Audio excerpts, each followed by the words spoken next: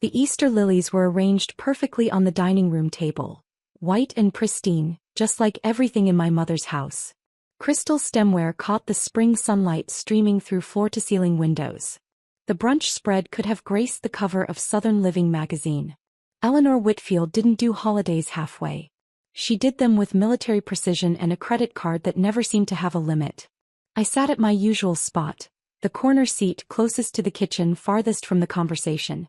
My sister Charlotte held court at the head of the table opposite Mom, showing off her new Cartier watch and talking about her latest real estate closing. Her husband Brad nodded along, performing the role of supportive spouse with practiced ease. My Aunt Patricia and Uncle George were there too, along with my cousin Melissa, a trifecta of relatives who'd spent my entire life comparing me unfavorably to Charlotte. "Sophie, honey, is that the same dress you wore to Christmas?" Mom asked, her smile sharp as a paper cut. "I told you I could help you find something nicer." It wasn't the same dress. But correcting her would only extend the humiliation.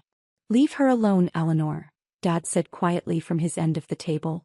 He was the only one who ever defended me, though his defenses were always soft and easily overruled.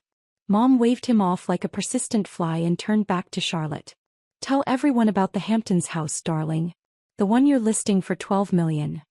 I reached for my mimosa and prepared for another holiday of invisibility. Growing up Whitfield meant understanding the family hierarchy before you could spell your own name. Charlotte was the golden child. Born first, born beautiful, born with the innate understanding that the world would bend to her will. I came 4 years later, an afterthought with mousy brown hair and a tendency to read books in the corner instead of charming guests.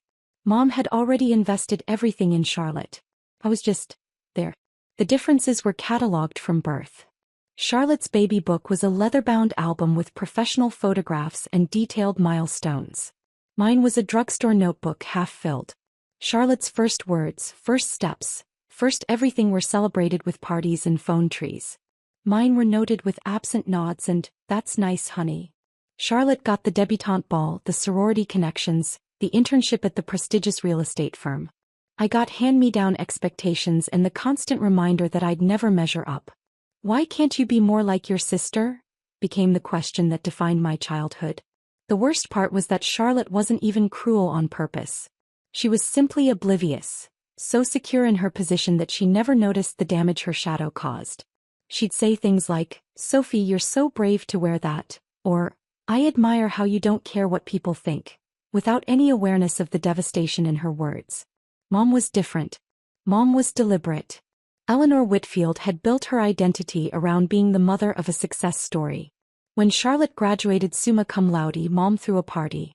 When I graduated with honors, not summa, just regular honors, Mom forgot to order the cake. "It slipped my mind," she said when I asked. There was so much going on with Charlotte's grad school applications. Charlotte wasn't even applying to grad school that year. She was too busy being perfect without additional credentials.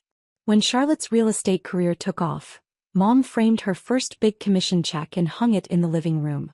When I started my own business, a small financial consulting firm, Mom asked if I was sure I wouldn't rather get a real job. The business was my rebellion and my salvation. Whitfield Financial Consulting started in my studio apartment with a laptop and a desperate need to prove that I could build something without the family name attached. I'd always been good with numbers.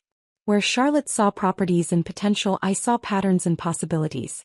I could look at a business's books and tell you within 10 minutes where they were bleeding money. I could build financial models that predicted market shifts 6 months before they happened. Within 5 years, Whitfield Financial had grown from a one-woman operation to a boutique firm with 12 employees and a client list that included 3 Fortune 500 companies. My annual revenue had crossed $4 million. My personal net worth was approaching $8 million. And my family had no idea. I'd kept everything deliberately modest. Same car I'd driven for 7 years. Same apartment, though I'd bought the building 2 years ago. Same thrift store fashion sense that Mom loved to critique. Why hide it? Because I'd watched what happened when family discovered money. I'd seen relatives circle like sharks around my successful cousin on my father's side. I'd watched my mother leverage Charlotte's success for social capital at every opportunity. I wanted to be loved for who I was. And every holiday, every brunch, every family gathering confirmed that without the trappings of success, I was invisible. 3 years ago, Mom announced she was opening a boutique. Eleanor's Elegance, high-end women's clothing for the discerning customer. She needed investors. Charlotte put in $200,000. Aunt Patricia added $150,000. Uncle George contributed $100,000. Everyone made a big show of supporting Eleanor's entrepreneurial spirit. Nobody asked me. Of course they didn't. The family charity case didn't have that kind of money. That night I called my accountant. "I need you to set up an anonymous investment," I said. "Eleanor's Elegance. They're looking for capital. I want to put in $890,000. Enough to be the majority silent partner." Marcus Chin, my accountant and one of my few confidants, was quiet for a moment. "That's almost double what everyone else combined is putting in." "Why anonymous?" "Because I want to see what happens when she doesn't know it's me. I want to see if the business succeeds or fails on its own merits. And honestly, I want leverage. Just in case." Marcus didn't judge. That's why I'd worked with him for 8 years. "I'll set it up through a holding company," he said. "She'll never know." For 3 years, I'd watched my mother's boutique thrive on my money while she called me a charity case. I'd received quarterly reports on my investment, attended family gatherings where Mom bragged about her business success and said nothing. I wasn't hiding. I was waiting. Building Whitfield Financial had been the loneliest and most exhilarating experience of my life. I'd started with nothing but a business degree and a chip on my shoulder the size of Charlotte's engagement ring. My first client was a struggling bakery owner who couldn't figure out why she was losing money every month. I found $40,000 in wasteful spending within her first quarterly review. She referred me to 3 other business owners before the month was out. Word spread. Small businesses became medium businesses. Medium businesses introduced me to their contacts at larger firms. Within 3 years, I was consulting for a regional bank chain on their lending risk assessments. The work consumed me in the best possible way. I'd found something I was genuinely brilliant at. Not Charlotte-level charming, not Mom-level poised, but actually measurably brilliant. I could see financial futures like some people see color. Patterns emerged from spreadsheets the way melodies emerge from sheet music. My team grew carefully. I hired people who'd been overlooked, underestimated, dismissed. I had a type. Marcus Chin had been passed over for partner at his old firm because he didn't play golf. Now he managed our accounting division and owned 8% of the company. Danielle Foster had been told she was too aggressive at every corporate job she'd held. Now she ran our client relations and had personally secured 3 of our biggest accounts through sheer force of competence. We were a company of misfits who'd built something extraordinary while nobody was watching. "You could be living in a penthouse," Danielle said once, reviewing our year-end numbers. "You could be driving a Porsche. Instead, you dress like a grad student and let your family treat you like dirt." "The grad student thing is comfortable," I said. "And the family thing, it's complicated." "It's not complicated. It's masochistic." She wasn't wrong. But there was something I couldn't explain to her. The strange addiction of watching people underestimate you. The power of holding cards nobody knew existed. Every dismissive comment became fuel. Every comparison to Charlotte became motivation. Every charity case label became a secret joke only I understood. The Eleanor's Elegance investment was my most personal card. Every time Mom bragged about her business acumen, every time she credited her own vision for the boutique success, I knew the truth. Without my $890,000, she'd never have secured the prime retail location. Without my capital, she couldn't have weathered the supply chain issues during the pandemic. I'd saved her business twice without her knowledge. And twice she'd come home from a successful quarter and made comments about how Sophie could learn something from real entrepreneurs. The quarterly reports were always bittersweet. Profit margins strong, thanks to my initial capital investment. Customer retention excellent, thanks to the marketing consultant I'd quietly recommended through an anonymous note to her business manager. Expansion into online sales successful, thanks to the e-commerce platform my company had built the financial model for, without ever mentioning the family connection. I was my mother's silent guardian angel. And she called me a charity case. Every Easter, Christmas, Thanksgiving, and birthday I sat at that corner seat and absorbed the insults. I cataloged them like data points, each one adding to a running tally I kept in the back of my mind. I wasn't sure what I was waiting for. A breaking point. A moment of clarity. Permission to finally reveal the truth. Easter brunch would turn out to be all three. The conversation shifted, as it always did, to comparative success. Charlotte closed on 4 properties last month, Mom announced, refilling her champagne flute. In this market. My brilliant girl. Charlotte smiled modestly. It's all about relationships, Mom. Building trust with clients. Speaking of building things, Aunt Patricia said, turning to me with that pitying smile I knew too well. How's your little consulting thing going, Sophie? Still doing taxes for small businesses? It's financial consulting, I said quietly. Not taxes. Same thing, isn't it? Uncle George laughed. Numbers are numbers. Mom set down her glass with a performative sigh. Oh, Sophie. You're the family charity case. Always needing handouts while your sister thrives. She laughed, looking around the table for validation. Aunt Patricia giggled. Charlotte at least had the grace to look uncomfortable. Mom, that's not. What? It's true. Mom waved her hand dismissively. Last month you asked to borrow money for your car repair. The month before that, you couldn't afford the family vacation to Aspen. Sophie, honey, we love you, but let's be honest about where things stand. I hadn't asked for money. I'd made a comment about car repairs and Mom had offered, insisted really, on paying, then held it over my head for weeks. The Aspen trip I'd declined because I had a client presentation that weekend, not because of money. But corrections didn't matter. The narrative was set. Something shifted inside me. A wall that had been holding for 30 years developed a crack. I checked my watch. Not because I needed to know the time, but because I needed a moment to think. Then I pulled out my phone. Sophie, really? Mom said. Phones at the table? That's exactly the kind of thing that holds you back professionally. I typed a text to Marcus. Withdraw silent partnership from Eleanor's Elegance. All of it. Effective immediately. I pressed send. 30 seconds later, Mom's business phone started buzzing in her purse. Mom frowned at the interruption, pulling out her phone with obvious irritation. It's the boutique's accountant, she muttered. On Easter Sunday. This better be important. She stepped away from the table, phone pressed to her ear. I watched her pace by the window, her posture shifting from annoyed to confused to alarmed. What do you mean, withdrawing? Her voice carried across the room. The silent partner? Now. Charlotte looked up from her phone. What's happening? Mom returned to the table, her face pale beneath her carefully applied makeup.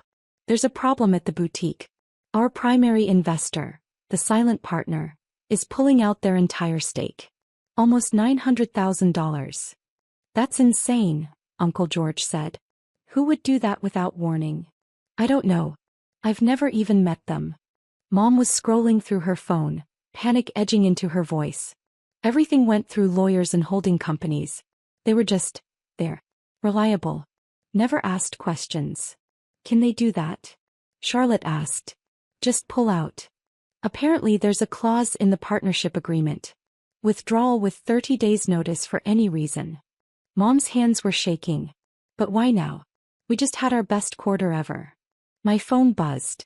Marcus. Done. They're going to start making calls. You sure about this? I typed back, I'm sure. Dad was watching me with an expression I couldn't quite read. He'd always been more observant than the others. Maybe he sensed something was off. Eleanor, he said quietly, how much of the business does this silent partner own? 63%. Mom's voice cracked. They're the majority stakeholder. Aunt Patricia gasped. You let someone own 63% of your business without knowing who they are? The money was good. The terms were favorable. They never interfered. Mom was fully panicking now. Charlotte, call your lawyer. Uncle George, you know people in finance. I know people in finance, I said quietly. Everyone turned to look at me. Mom actually laughed. Sophie, honey, this isn't a small business tax problem. This is serious money. I know exactly how serious it is. I set down my mimosa. The withdrawing investor is Cypress Holdings LLC. It's a shell company registered in Delaware, managed through a law firm in Manhattan. Mom stared at me. How do you know that? Because I created Cypress Holdings LLC. 3 years ago. To invest in your boutique. The silence that followed was absolute. Even the birds outside seemed to stop singing. Charlotte's mouth fell open. Uncle George froze with his fork halfway to his mouth. Aunt Patricia made a small choking sound. Mom shook her head slowly. That's not possible. You don't have that kind of money. You're the family charity case? I finished. Yes. You've mentioned that. Multiple times. For multiple years. While I've been secretly funding your entire business. Sophie. Dad's voice was thick. Is this true? I pulled out my phone and opened my portfolio app. Whitfield Financial Consulting. That's my company. Not a little consulting thing. A boutique firm with 12 employees, $4.2 million in annual revenue, and a client list that includes regional banks and Fortune 500 companies. I slid the phone across the table to my mother. Current valuation, $12 million. My personal net worth is just over $8 million. Mom picked up the phone with trembling hands. She scrolled through the screens, the company website, the financial statements, the press mentions. Her face cycled through disbelief, confusion, and something that might have been fear. This can't be right. She looked up at me with wild eyes. You live in that tiny apartment. You drive that old car. You wear clothes from Target. I own that apartment building, I said calmly. All 6 units. The car is a choice, I like it. And there's nothing wrong with Target. But why? Charlotte's voice was barely a whisper. Why would you hide this? I turned to my sister, the one I'd spent my whole life being compared to, always unfavorably. Because I wanted to know if anyone would value me without the money. Without the success. Without the achievements to wave around. I gestured at the elegant dining room. I spent 30 years watching this family measure worth in dollars and square footage. I wanted to see what I was worth to you when I had neither. And? Dad asked quietly. And I was worth nothing. The words came out flat, factual. Every family gathering I was ignored or insulted. Every achievement I mentioned was dismissed. Every time I tried to participate I was pushed to the corner. Literally. I pointed at my seat. The kids' spot. I'm 34 years old and you still seat me at the kids' end of the table. Mom found her voice. Sophie, that's not, we didn't mean. You called me a charity case 15 minutes ago. My voice was steady. In front of everyone. You laughed about it. Aunt Patricia giggled.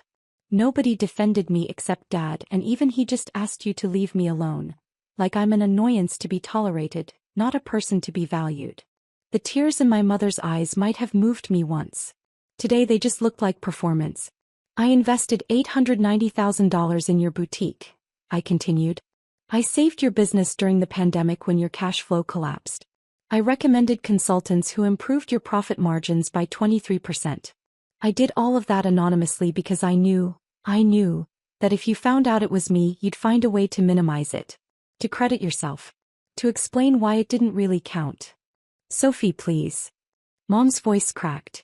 You can't withdraw that money. The business will collapse. No, it won't. I shook my head. You'll have to find new investors. You'll probably have to downsize. You might have to close the second location. But the core business can survive, if you make smart decisions. Then why are you doing this? Charlotte demanded. If you're so successful, why take it out on Mom? I turned to my sister. Because she called me a charity case.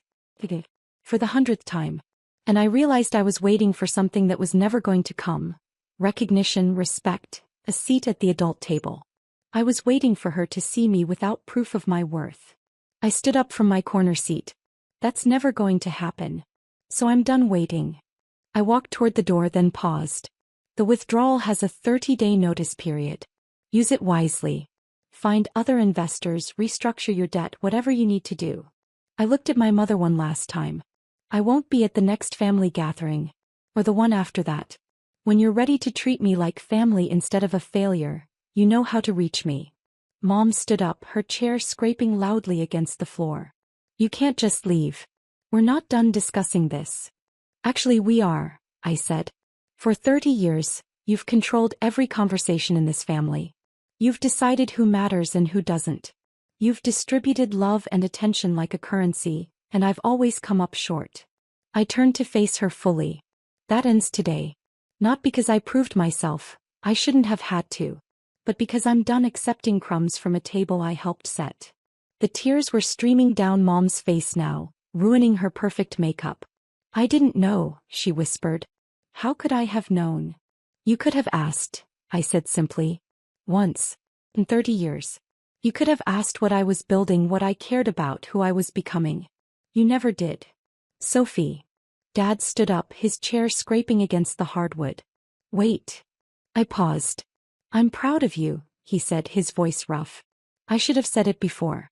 I should have said it every day. I'm proud of who you are, with or without the money. It was the first time anyone in my family had said those words to me without qualifications. Thank you, Dad. I nodded at him. You can come visit. Just you. Anytime. I walked out, leaving the Easter lilies pristine and my family in ruins. The fallout was immediate and messy. By Monday morning, the news had spread through the extended family. My phone lit up with texts and calls. Some accusatory, some curious, a few surprisingly supportive.